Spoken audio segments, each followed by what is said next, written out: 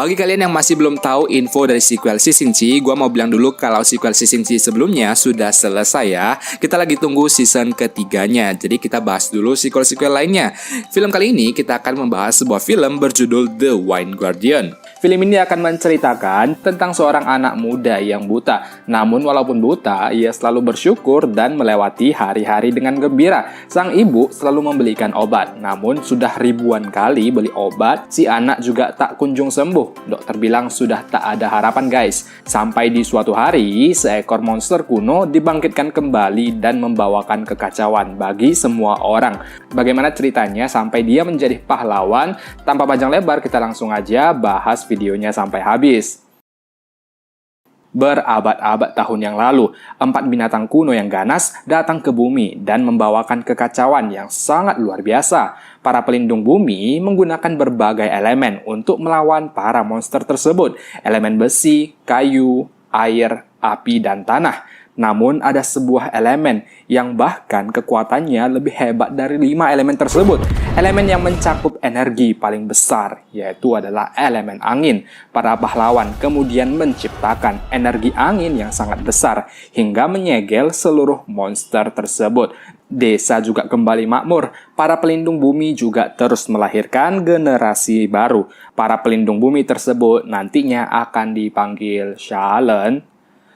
Suatu hari di sebuah kota kecil, hiduplah seorang anak buta bernama Lang Ming. Lang Ming ini sangat pandai dalam berbicara. Saking pandainya, kata-katanya berhasil membujuk seluruh para anak kecil untuk membeli barang dagangannya. Ternyata ia sedang menjual cap tangan Xiaolan. Orang-orang yang memiliki cap tangan tersebut dianggap sebagai pahlawan bumi. Para anak kecil tersebut tentu saja sangat tertarik menjadi pahlawan. Mereka pun mengeluarkan seluruh uangnya dan membayar cap tangan tersebut.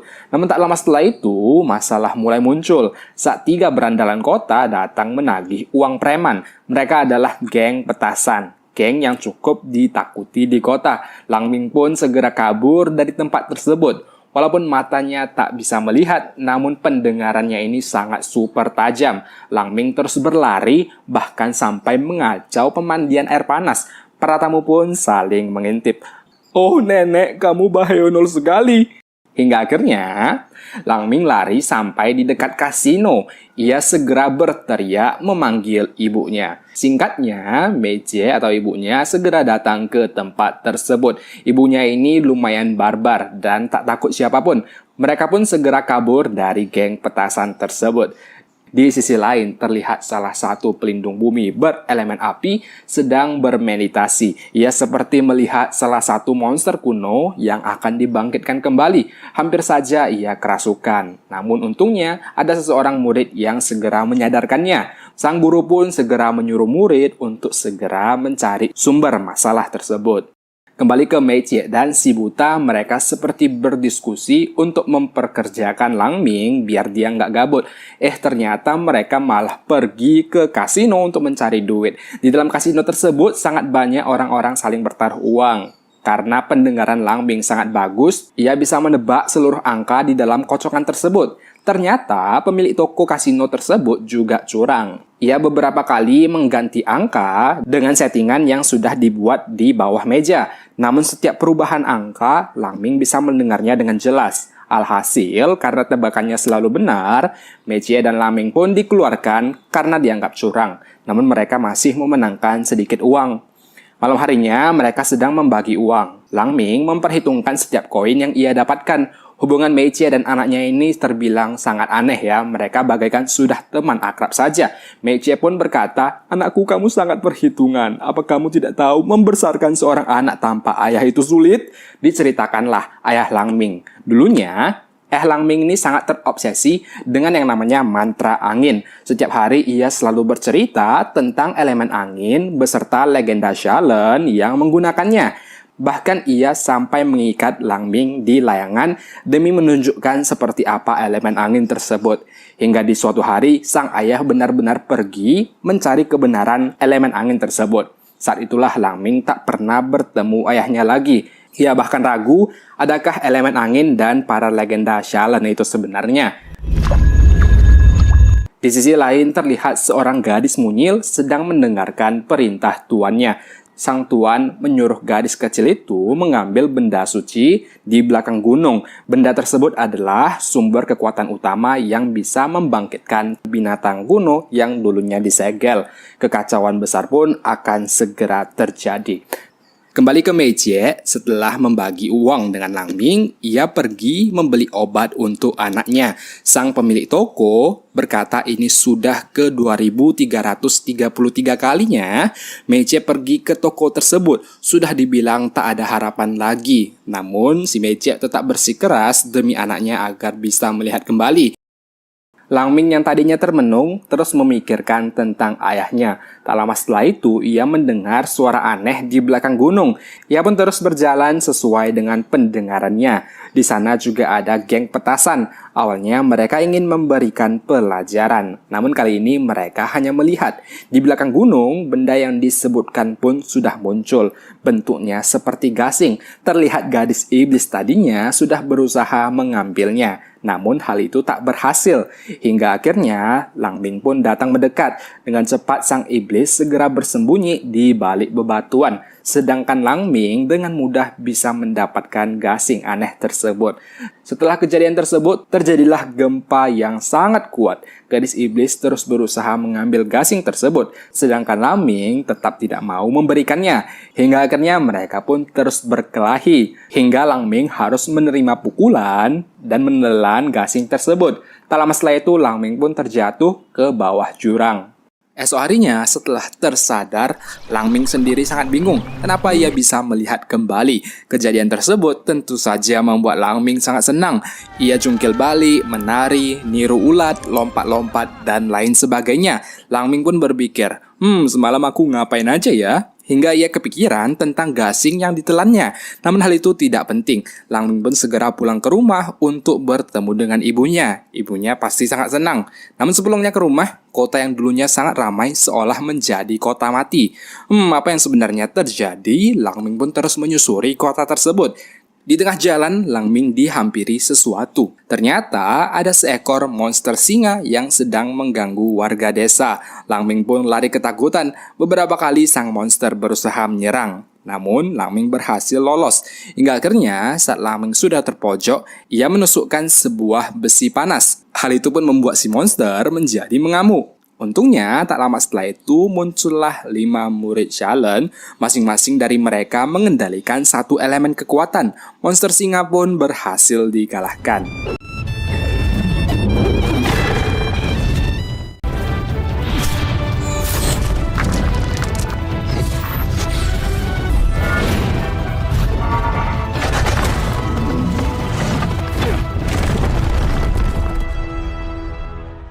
Setelah kejadian tersebut, warga desa terpukau melihat para Xiaolan yang mereka anggap hanya sebagai dongeng, termasuk Lang Ming yang teringat perkataan ayahnya. Lang Ming pun bertanya di mana cap Xiaolan di tangan para pahlawan. Di sini warga desa mulai kecewa karena ternyata cap tangan milik Lang Ming tidak sama dengan cap tangan milik para Xiaolan. Warga desa pun mulai menyebutnya sebagai pembohong. Tak lama setelah itu, insiden tersebut dikompori lagi oleh geng petasan. Geng petasan berkata, monster singa tadi adalah ulah dari Lang Ming karena kejadian di belakang gunung kemarin. Warga desa pun semakin memojokkan Lang Ming. Fakta ini didukung karena Lang Ming juga kembali bisa melihat. Tak lama setelah itu, para anak kecil yang membeli cap tersebut melempari Lang Ming barang tipuan yang ia jual.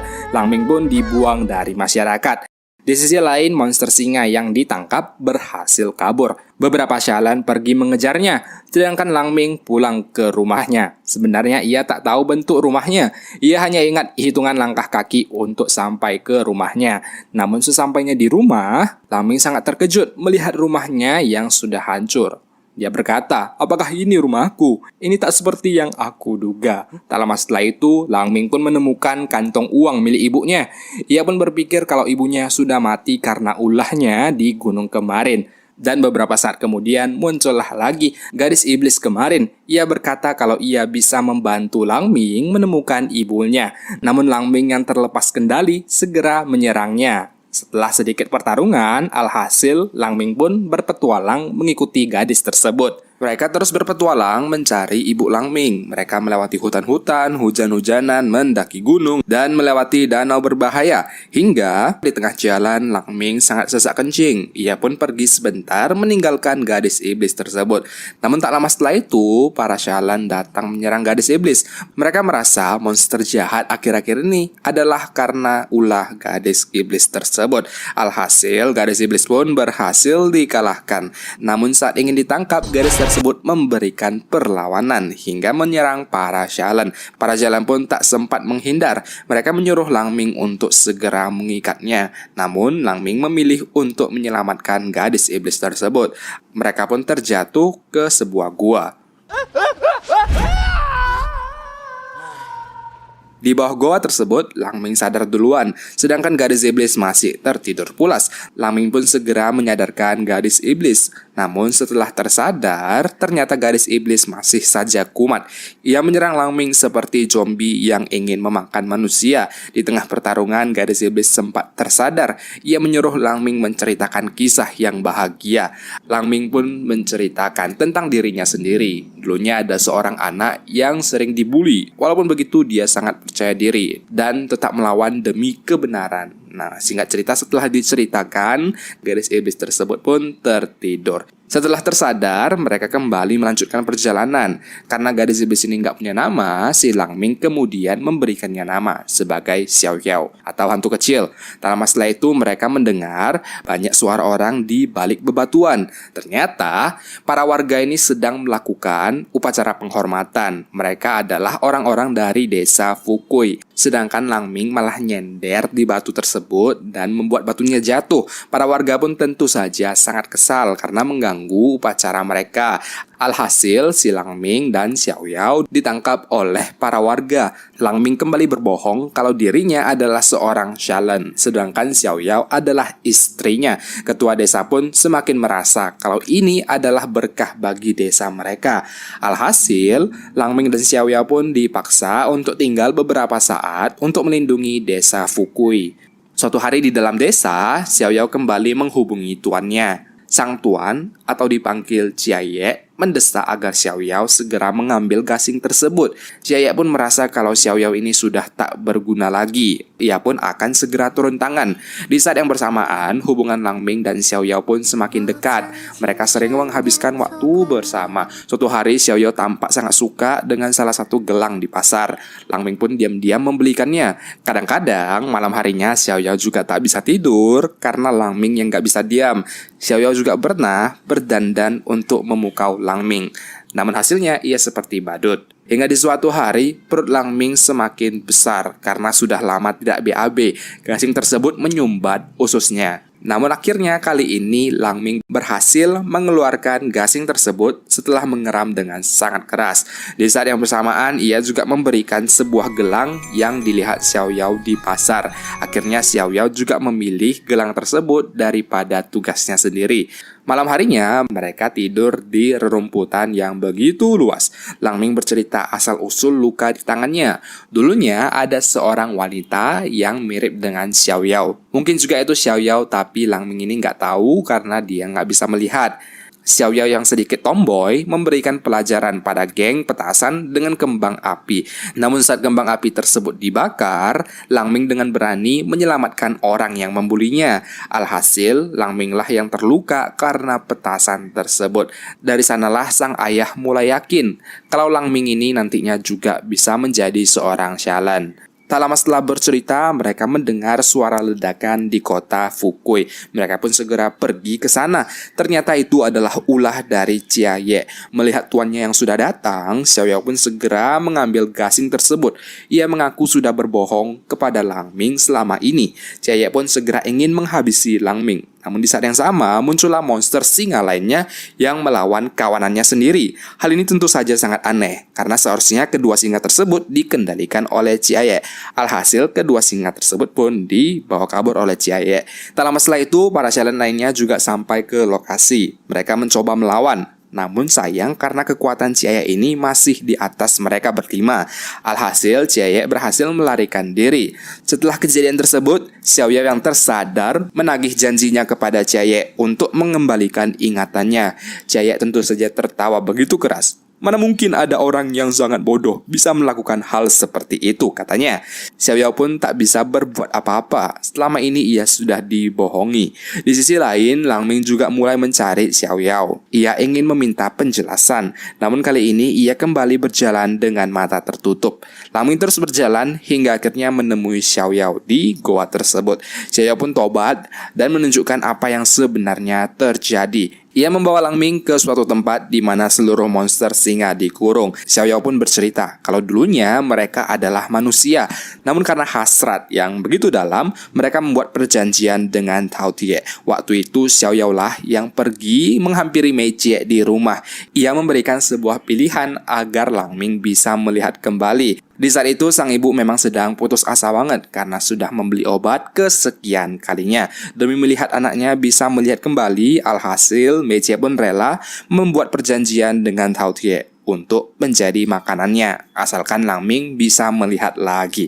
Waktu itu di desa, sang ibu hanya ingin melihat Lang Ming tak buta lagi. Dan waktu itu ibu Lang Ming lah yang menolong Lang Ming melawan monster singa tersebut. Lang Ming pun merasa sangat syok. Ia memohon kepada Xiao Yao untuk menukar dirinya demi ibunya bisa kembali lagi. Namun Xiao Yao berkata hal itu sudah mustahil karena beberapa saat kemudian monster kuno Tao Tie sudah akan bangkit. Seluruh monster singa pergi mendengar panggilannya. Xiao Yao sendiri juga segera berlindung. Namun Lang Ming tetap berusaha mencari ibunya dari ribuan monster singa tersebut. Hingga akhirnya Lang Ming berteriak dengan sangat keras. Hal itu membuat salah satu singa terhenti. Itu tentu saja adalah Mei Jie. Mei Jie pun melawan arah dan ingin melihat anaknya. Namun sayang karena monster-monster lainnya terus mendorong ibu Lang Ming hingga ia terjatuh. Lang Ming pun kehilangan ibunya. Setelah kejadian tersebut, para Xialan juga datang untuk menghentikan Ciayek. Sedangkan Ciayek langsung melemparkan gasing tersebut untuk membangkitkan Tao Tie kembali. Para Xialan pun segera menyerang Ciayek secara bersamaan.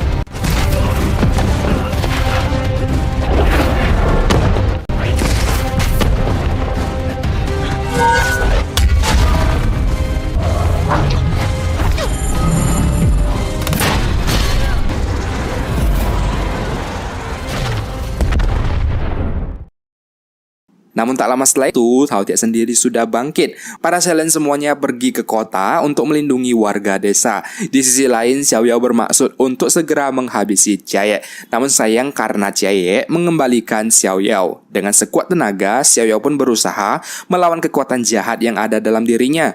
Hingga akhirnya, Xiao Yao pun menusukkan dirinya sendiri. Lang Ming sangat terpukul karena harus kehilangan orang yang disayangi lagi. Di saat-saat terakhir, Xiao Yao pun ingin mengungkapkan isi hatinya. Namun Xiao Yao tak sempat mengatakannya dan Xiao Yao pun mati di sana.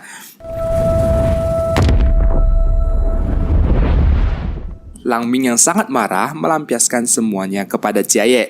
Ia memukul Ciayek bertubi-tubi hingga membuatnya pingsan. Lang Ming pun mengembalikan mata yang diberikan oleh Ciayek. Dengan sebilah pisau, ia menggores matanya sendiri. Ia mengingat perkataan ayahnya yang berkata, "Nak, hanya orang yang berkebaikanlah yang bisa mengendalikan elemen angin." Seketika Lang Ming pun terjun ke bawah jurang. Ia berharap apa yang dikatakan ayahnya itu benar. Sesuatu mulai terjadi di tubuh Lang Ming. Namun sayangnya karena Lang Ming harus menghantam ke tanah duluan. Di sisi lain di desa, Tao Tie menyerang seluruh benda yang ada di depan matanya. Para Xialan berusaha menyelamatkan warga agar tak satupun terkena serangannya. Di detik-detik terakhir, Tao Tie yang mengamuk melancarkan serangan yang begitu kuat. Para Xialan semuanya menggabungkan sebuah kekuatan untuk menciptakan sebuah perisai pelindung yang sangat kuat. Namun sayangnya karena serangan Tao Tie sangat kuat. Alhasil Tao Tie pun menghancurkan bundaran pelindung tersebut. Para Xialan sudah pasrah. Begitu pula dengan para warga yang ada di desa tersebut.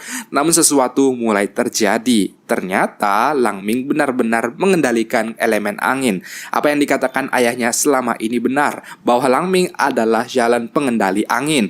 Seluruh warga pun mulai mengakui Lang Ming. Para warga kemudian memberikan dukungannya kepada Lang Ming.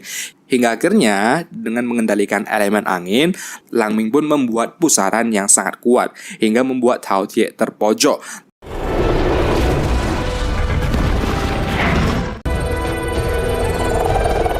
Lang Ming kembali membuat sebuah gasing untuk menyegel roh dari Tao Tie. Alhasil Tao Tie pun berhasil dikalahkan.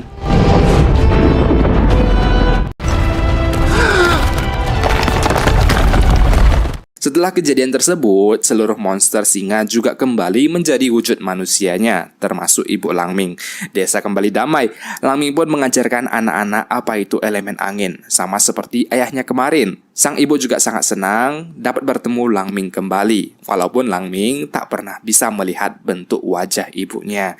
Di akhir film, saat Lang Ming merenung di atas gunung, ketua elemen api Shallan datang untuk menghampirinya. Ia mengajak Lang Ming untuk bergabung di pasukan Shallan. Namun, Lang Ming berkata, desanya sekarang sudah cukup indah bagi Lang Ming. Lang Ming pun menolak tawaran tersebut. Sepulangnya ke rumah, ada keributan yang sedang terjadi. Ternyata itu adalah Xiao Yao. Alasan dia kembali tidak dijelaskan pasti. Mungkin karena sekedar untuk membuat film menjadi happy ending. Film pun berakhir di sana.